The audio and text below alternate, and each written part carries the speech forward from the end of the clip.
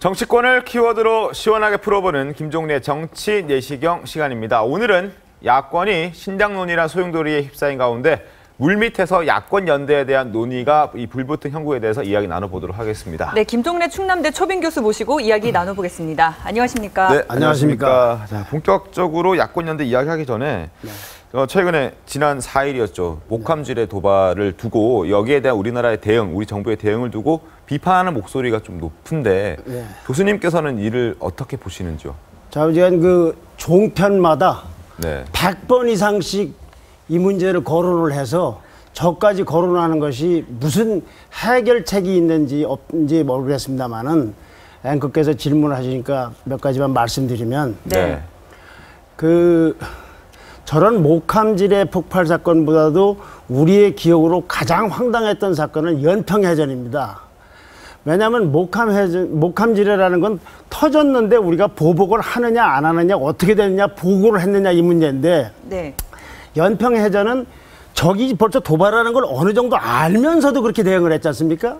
그러면 그 당시에 지휘 라인에 있는 사람들은 해군 참모총장이든 합참의장이든 국방장관이든 안보 청와대 보좌진들이든 지금은 그때는 왜 그랬으며 지금은 어떤 생각을 하고 있는지 그들은 누구인지 같은 것도 규명이 돼야 되는데 지금 이 목함 지뢰를 놓고서 지금 우리나라의 전체 얘기 나오는 얘기들은 국방장관과 안보실장이라든가 이쪽에 주된 비판의 포인트가 있단 말이죠. 물론 국방장관이 저렇게 답변하는 태도를 보고서 우선 국민들이 발 뻗고 잘 수 있을지 걱정되는 것도 사실이고 김관진 안보실장이 너무 오랫동안 군대에 근무하셔서 그런지 피로 현상도 있고 여러 가지 문제점이 그동안 곳곳에 노출된 것만도 사실입니다. 그리고 보고라인에 혼선도 있었지만은 군사 정전위원회라는 외국 기관들의 문제도 있는 것이고 더 중요한 것은 이제 박근혜 대통령보다도 무려 31살이나 젊은 젊은이가 북한을 통치하면서 총사를 일상적인 업무로 하고 있고 또 이희호 여사를 초청하면서 방북하는 날짜가 확정됐는데 그 며칠 전에 방북하기 전에 지뢰를 매설을 했고 그리고 폭발한 다음 날 이희호 여사가 북한을 갔는데 초청을 내놓고 만나지도 않고 이렇게 폭발을 시켰으며 또한 김정은이라는 사람은 이희호 여사를 만나지 않은 부분 더군다나 다리가 잘린데도 불구하고 내가 휴전선에 다시 가서 근무를 하겠다는 우리 어린 장병들이 생각할 때 저 북한 문제를 어떻게 할 것이냐 우리는 지뢰로부터 우리 장병들을 어떻게 보호할 것이냐 이것이 논의 초점이 돼야 되는 것이지 지금 말씀드린 그분들이 중요하지 않다는 것이 아니라 어떻게 포인트가 전부 이쪽으로 가는지 난 그건 좀 안타깝고 뭐 다 그렇게만 다루는 건 아니지만 좀 안타까운 생각이 있습니다.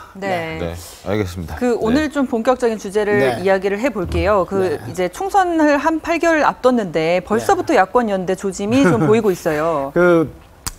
언론에서 이제 어저께 조선일보에서만 좀 보도를 하고서 크게 보도가 되지 않았습니다. 이제 실간 종합 일간지에서는 크게 보도가 되지 않았는데 우선 그래서 오늘은 2016년형 야권 연대는 정치 공학인가 이런 주제로다가 말씀드리려고 그러는데 그에 앞서서 문재인 대표가 12일 날 기자 간담회에서 한 얘기 야권 연대가 효과가 있겠느냐 어떻게 할 거냐고 묻는 기자들의 질문에 총선과 대선에 함께 힘을 모았으면 좋겠다. 다음 말은 보시죠. 긍정적인 반응을 보는 거죠. 그 긍정적인 수준을 넘어서 정의당뿐 아니라 정의당은 건 심상정 대표가 있는 정의당에서 먼저 야권 연대를 제의하니까 천정배 의원 중심으로 한 분들이 계시고 정동영 전 의원 등이 다 이제 함께하는 것이 바람직하다고 생각한다고까지 했으니 문재인 대표는 야권 연대에 대해서는 논리적으로 경우의 반반이 아니라 심중 깊이는 이런 생각을 하고 있음이 드러난 거 아니겠습니까? 자, 그래서 이제 요걸 보고서 과연 저런 야권 연대라는 건 어떤 의미를 갖고 있는가 이런 걸 한번 얘기를 해볼까 하는 거죠. 자, 오늘 키워드 한번 보시죠. 2016년형 야권 연대라고 제가 물음표를 한 건 과연 저것이 추진이 공식화될지 안 될지를 모르기 때문에 만약에 저렇게 된다면 저건 또 하나의 정치 공학일 뿐입니다. 자, 첫 번째는 패배 공포가 유혹하는 낡은 짬짬입니다. 이 짬짬이라는 거 어떻게 두 분은 좋아하실런지 모르겠습니다만 스포츠에서도 각기 열심히 최선을 다해야지 우리가 이기기 위해서 누구를 소모품으로 삼아서 몸으로 가로막고 저는 그 별로 그렇게 좋은 방법은 아니라고 보는데 그래도 스포츠의 세계가 아니고 이 정치 세계에서 서로 정체성이 다르고 노선이 다른 정당끼리 여기는 이렇게 밀어주고 저기는 저렇게 밀어준다고 하는 거는 아주 오랫동안 해오는 야권의 아주 낡은 그 야권연대 수법 아니겠습니까? 네. 그런 방식? 그런데 왜 이렇게 됐느냐? 내년 총선에서 심상정 대표가 소수당이기 때문에 이렇게 하자는 건 내 충분히 이해가 가집니다. 네. 겉으로도 이해가 가고 속으로도 이해가 가지만 문재인 대표는 대권을 도전하면서 지금 제1야당을 이끌고 있는 분 아닙니까? 이분 생각의 머릿속에는 내가 승리를 하겠다는 적극적인 입장에서 이 야권연대를 추진하는 것이 아니라 내년 총선에서 패배할지 모르고 대권에서도 패배할지 모른다는 이 패배에 대한 공포, 이것 때문에 다른 방법의 묘책을 찾지를 못해서 낡은 부적 같은 야권연대라는 걸 또 끄집어내는 것이 아닌가. 예. 그런데 이와 같은 방식은 과거에 있었던 야권연대하고 다르다. 예컨대 네. 김대중 대통령이 DJP 연합을 했을 때는 수십 년 동안의 호남 정권이나 진보 정권이 처음 들어서기 위해서 아주 적극적인 의미에서 DJP 연합도 했고, 또 노무현 전 대통령은 정몽준 후보하고 야권연대를 했다가 그분이 그만두는 바람에도 불구하고 당선이 됐어요. 네. 그런데 여기는 무슨 뜻으로 다시 쭉 뭐 여러 가지 뭐 홍보위원장을 뭐 영입하고 뭘 하더니 갑자기 또 야권연대로 방향을 돌리고 타겟을 돌리는지 참 이해가 안 돼서 저로서는 저거는 승리를 위한 자신감이 아니라 패배하면 큰일 난다라는 공포 때문에 다시 낡은 짬짬이 방식의 유혹을 받는 것이 아닌가 이런 생각이 듭니다. 특별한 해법이 없어서다. 또 그렇죠. 네. 신당에 대한 그런 걱정 때문도 그렇죠. 아닐까 두 번째입니다. 예. 그래서 이제 명분은 반여 연합조선, 새누리당을 제외한 모든 정파가 연합해야 된다라고 하고 있지만 실제로는 가장 큰 집토끼인 호남 유권자와 새정치연합 내에서의 호남 의원들이 나가서 신당을 만들면 큰일 나겠다 싶으니까 이 신당을 견제해서 이걸 못 만들게 하기 위해서 저는 큰 새누리당 반대하는 사람은 다 모여라라는 이런 식의 연대를 하는 것이 아닌가. 그러니까 명분은 반여 연합 전선이지만 실제로는 이 야당 신당을 견제하는 것이 아닌가 하는 생각을 지우기가 어렵습니다. 정말 문재인 대표 입장에서는 그럼 정말 심상정 대표의 이제 그 제안이 반가울 수밖에 없을 것 같은데. 그렇죠. 혁신위는 그럼 지금 뭐 하는 그러니까 겁니까? 그렇게 여기서 또 이렇게 한다는 걸 보시죠. 김상곤 혁신위는 지붕만 쳐다보나, 이 지붕만 쳐다보라는 말 앞부분은 표현은 어떻지만 무슨 말씀인지 알지 않습니까? 지붕 쳐다보기.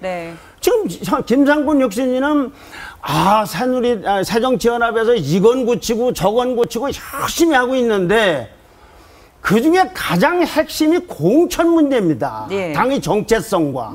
그런데 이거를 다른 정당하고 같이 한다고 하면 김상곤 혁신이라는 건 그야말로 무엇 때문에 하는지 뭘 쫓다가 지붕만 쳐다보는 격이 되지 않겠는가. 그러면 아예 범야권 무슨 연대 혁신위를 만든다든지 하는 건 모르지만은 이분은 고연히 이제 지금 공천 기준이 공천 방식만 하려고 하는데 그거 다 접어두고 야당끼리 같이 하려면은 범야 무슨 공천위원회를 만들고 이 당은 누구하고 이 당은 누구하고 김상곤 혁신위는 아주 가장 무엇 때문에 울려고 내가 왔나, 참 내가 뭘 하려고 이거 했나가 참 안타까울 것 같아요. 근데 지금 문재인 대표가 이렇게 총선과 대선을 함께 힘을 모아서 하겠다, 야권연대를 만들겠다 하지만 실상 호남 의원들의 이 실제 속마음은 문재인 대표가 대표직에서 좀 이렇게 물러났으면 좋겠다라는 거 아니겠습니까? 그렇죠. 그래서 이제 다음 얘기입니다. 바로 문재인 대표는 실패에서 실패를 배우나. 바로 이겁니다. 노무현 대통령이 이 보수 진영에서도 그분이 생각했던 부분 중에서 일정 부분에 대해서는 긍정적으로 보는 분들이 많지 않습니다. 그 중에 제일 큰 건 뭐냐? 노무현 대통령은 당시 대권을 거머쥘 때 괴파를 깃고 있어서 한 것이 아니에요. 그 당시에는 원래 노무현 대통령을 지지하는 사람도 있지만 그 당시에는 친노라는 말도 없었고 거기에 일부 중산층까지 가세해서 가까스로 이겼거든요. 그런데 문재인 대표는 그 후에 친노 괴파라는 걸 갖고서 지금 지난 대선 때도 이제 도전을 했지 않습니까? 근데 지난 총선, 즉 2012년도 총선 때 바로 친노가 주도가 돼서 통진당하고 야권 연대를 했지 않습니까? 근데 어떻게 됐습니까? 졌죠? 그리고 본인은 안철수하고 야권 연대에서 졌지 않습니까? 그런데 이번에 또 저걸 2016년에 한다고 그러니 예. 실패해서 성공을 배우는 것이 아니라 실패해서 실패를 배우는 것 같다 그런 얘기죠. 그러니까 더군다나 뭘 위해서 이렇게 일관성이 오히려 차라리 노무현 대통령을 벤치마킹 한다면 중산층이 받아들일 그런 행동과 제스처를 쓰고 목표를 하고 그래야 될 텐데 네. 이분들이 제일 싫어하는 게 뭐겠습니까? 친노 패권주의, 막말하는 거, 폐쇄주의 이런 거 아니겠습니까? 이런 것을 없애면서 말하자면 집토끼 말고 산토끼, 중산층이나 정치의 무당파층이라든가 혐오증 있는 사람을 끌어당기려고 그래야지 예. 그 안에서 이 사람들끼리 요렇게 뭉치고 저렇게 뭉치고 아무리 해봐도 안 되는 걸 다시 이 부적을 끄집어내면 어떻게 되느냐. 참 안타깝다. 네. 그래서 저로서는 저거는 엄청난 감동이 있는 속된 말로 하면 착한 연대가 아니라 정치 공학이라고밖에 볼 수가 없다 이런 말입니다. 예. 그럼에도 불구하고 다른 대안이 없으니 저렇게 하는 거 아니겠습니까? 대안을 만들어내는 게 정치지 그렇다고 해서 낡은 수법을 쓰면 되겠느냐 이 얘기죠. 네. 어? 호남에 대해서도 다시 새로운 접근을 하고 그 근본이 친노 패권주의가 사라지면 지금 야권연대를 하게 되면 친노 패권주의를 유지하는 전제에서 하는 거 아닙니까? 친노 패권주의가 사라지면 그걸 없애면 모여들 야권이 많을 거예요. 오고 싶어도 친노 패권 때문에 옵니다. 천정배원 같은 경우 뭡니까? 공천도 안 줬던 분 아닙니까? 예. 이분이 나가서 국회의원 되고 나니까 국민은 진 거 아니라고 그랬지 않습니까? 지난번에. 우리가 이제 국민은 진 거 아니다. 근데 이분하고 다시 연대를 하겠다고 하면 저 천정배 의원 생각에는 어떤 생각이 들겠어요? 예. 아, 그럼 그때 공천 줄 때 줬으면 되지. 왜 그때 놔두다가 내가 지금 신당 만들려고 하니까 물타기 하려고 하냐. 그런 소리 안 듣겠어요? 예. 더군다나 뭐 대응할 가치가 그랬죠. 없다라고 얘기를 했던 것 같아요. 천정배 의원. 정동영은 어떻게 했습니까? 그러고 대권, 이 야당의 대권 후보까지 됐던 분이 이 당은 수명을 다했다고 하면서 다른 당으로 갔지 않습니까? 그분들 갈 때 맞고 막을 행동을 하고 막을 원동을 해야지. 이제 와서 야 우리 야권 다 모일 테니까 모여라. 문제는 누구를 중심으로 하느냐. 친노 중심이면 이렇게 모여지기가 어렵다는 건데 노무현 대통령은 친노라는 계파가 그 후에 생겼을지 모르지만 처음부터 나는 패권을 추구하고 이렇게 만든 계파 그게 아니었고 그래서 집권을 했는데 이분은 네. 그걸 착각을 하고 실패해서 여전히 실패를 또 배우는 것은 안타깝다 이런 말씀이에요. 그렇다면 야권 연대 가능성은 어떻게 보세요? 야권 연대 할까요? 가능성은 예. 아마도 제가 보기에는 문재인 대표가 내가 이대로 가면 얼마나 이길 수 있느냐 질 수 있느냐는 자기 개체랑 평가에 따라 다를 겁니다. 네. 야 신당이 커지면은 이걸 누르기 위해서 어떻게 한다든지 뭘 하는데 여러 가지 있을 겁니다. 네. 그리고 더군다나 광역 비례대표제는 이렇게 되면 더 우스워져요. 광역 비례대표제라는 거는 이거하고는 시간이 없어서 말씀 못 드린다면 이거하고 야권 연대는 더 복잡한 얘기가 나와요. 네, 알겠습니다. 알겠습니다. 자, 지금까지 김종래 충남대 초빙 교수와 함께 야권 연대 신당론에 대해서 이야기 나눠봤습니다. 오늘 말씀 고맙습니다. 고맙습니다. 감사합니다. 네.